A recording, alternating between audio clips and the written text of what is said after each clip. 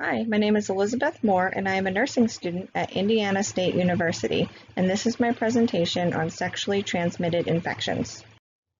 Population at risk. What groups are most at risk for acquiring an STI? While anyone can become infected with an STI, certain groups, including young people and gay and bisexual men, are at greatest risk. The CDC estimates that nearly 20 million new sexually transmitted infections occur every year in the United States. Compared with older adults, sexually active adolescents aged 15 to 19 years and young adults aged 20 to 24 years are at higher risk of acquiring STDs for a combination of behavioral, biological, and cultural reasons. Objectives. After this presentation, you should be able to define sexually transmitted infections, or STIs, describe how STIs are transmitted, name at least 3 of the most diagnosed STIs, identify signs and symptoms of STIs, and describe recommended CDC treatments for STIs. Please pause now and take the attached pretest. Key facts. More than 1 million sexually transmitted infections are acquired every day worldwide. Every year, there are an estimated 376 million new infections. More than 500 million people are estimated to have a genital infection with herpes simplex virus. More than 290 million women have an HPV infection. The majority of STIs have no symptoms or only mild symptoms that may not be recognized as an infection. And in some STIs can increase the risk of acquiring HIV if exposed.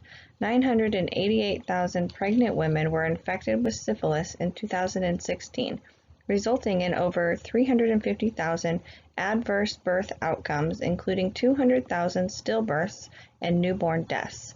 In some cases, STIs can have serious reproductive health consequences beyond the immediate impact of the infection itself. And most importantly, sexually transmitted infections are preventable.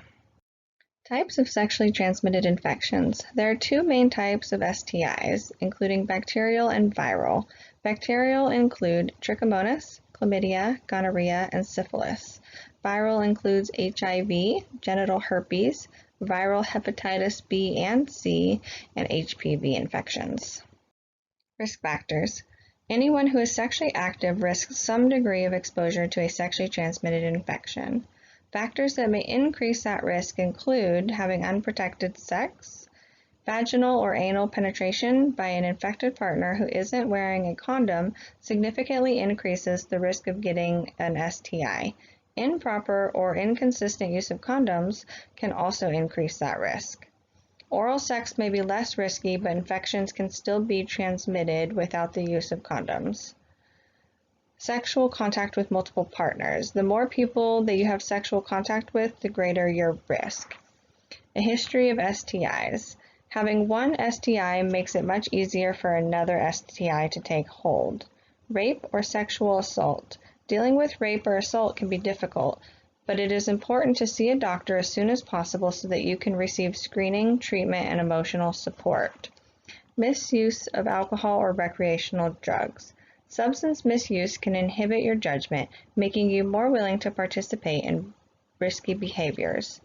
Injecting drugs. Needle sharing spreads many serious infections, including HIV, hepatitis B, and C. Being young.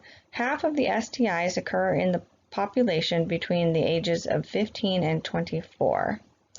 Men who request prescriptions for drugs to treat erectile dysfunction, such as Viagra or Cialis, have higher rates of STIs. Be sure that you are up to date on safe sex practices if you ask your doctor for one of these medications. Symptoms. Sexually transmitted infections can have a range of signs and symptoms, including no symptoms. That's why they may go unnoticed until complications occur or a partner is diagnosed. Signs and symptoms that might indicate an STI include sores or bumps on the genitals or in the oral or rectal area, painful or burning urination, discharge from the penis, unusual or odd-smelling vaginal discharge, unusual vaginal bleeding, pain during sex, sore, swollen lymph nodes in the groin, lower abdominal pain, fever, or a rash over the trunk, hands, or feet. Complications. Because many people in the early stages of a sexually transmitted infection experience no symptoms, screening for STIs is important in preventing complications.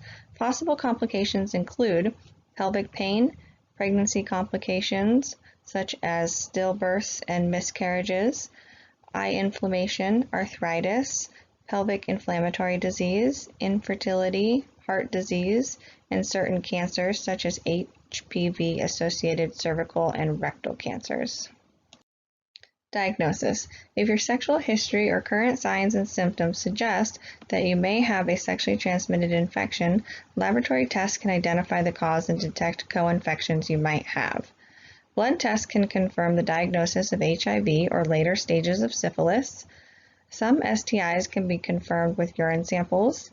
If you have open genital sores, your doctor may test fluid and samples from the sores to diagnose the type of infection. Prevention. There are several ways to avoid or reduce your risk of sexually transmitted infections.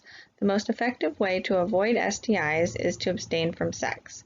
Another reliable way of avoiding STIs is to stay in a long-term, mutually monogamous relationship in which both people have sex only with each other and neither partner is infected. Wait and test.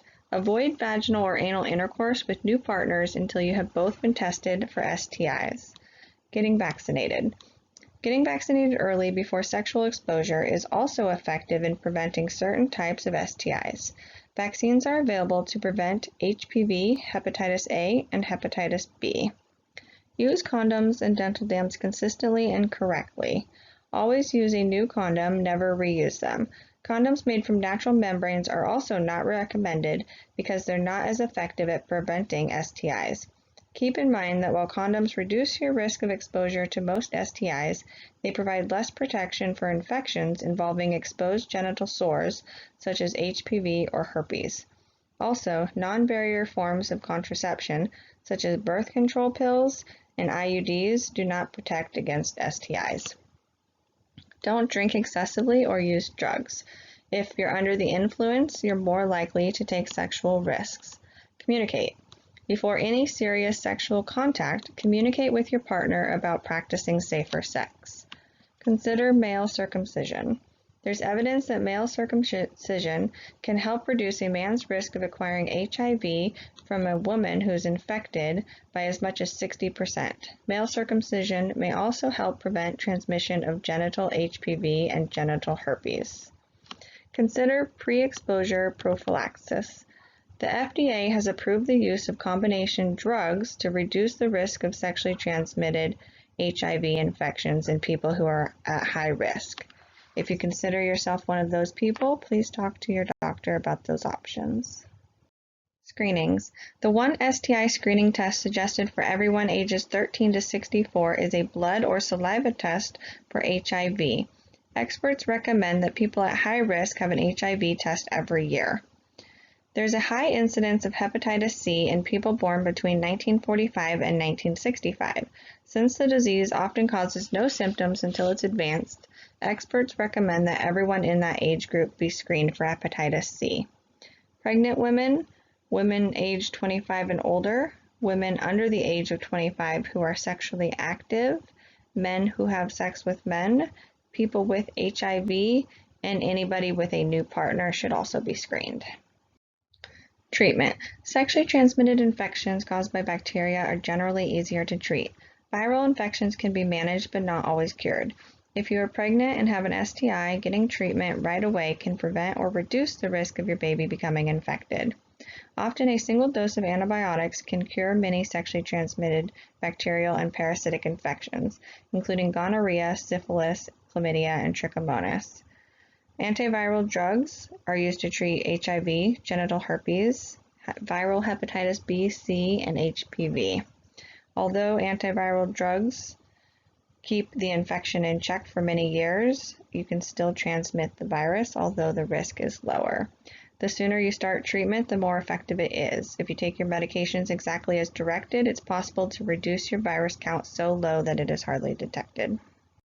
References. Thank you. Please see attached post-test and pamphlet.